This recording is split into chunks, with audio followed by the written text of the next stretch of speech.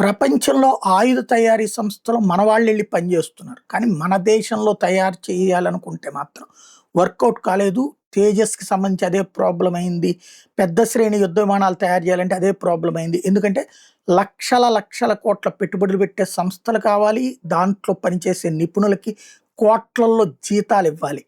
అయి కొనుక్కోవడానికి కావాల్సినటువంటి సిస్టమ్ ఉండాలి. మనం కొనుక్కోవడానికి కావాల్సిన సిస్టమ్ ఉన్న ఇక్కడికొచ్చి తయారు చేసేవాళ్ళు లేరు. మన వాళ్ళకి అనుభవం లేకపోవడం సమస్య అయింది. దాంతో లేట్ అయిపోతా ఓ పక్కన ఎయిర్ ఫోర్సోళ్ళు అదే గోల పెడుతున్నారు. ఇప్పటికే మిగ్గులు తీసేసాం, సుకోయిలు తీసేసాం. వాటి ప్లేస్‌లో రఫేల్ ఏమో అందులో 50% వచ్చినాయి. చాలా ప్రమాదకరమైన పరిస్థితిలో ఉన్నామని.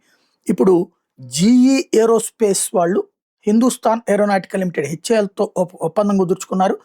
F414 జెట్ ఇంజిన్స్ ఇండియాలోనే తయారీకి.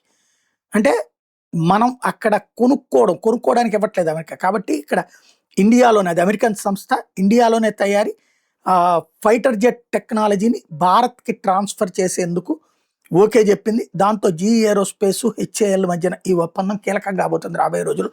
మన యుద్ధ విమానాల తయారీలో ఒక వేగవంతమైన అడుగుకి అవకాశం ఏర్పడుతుంది.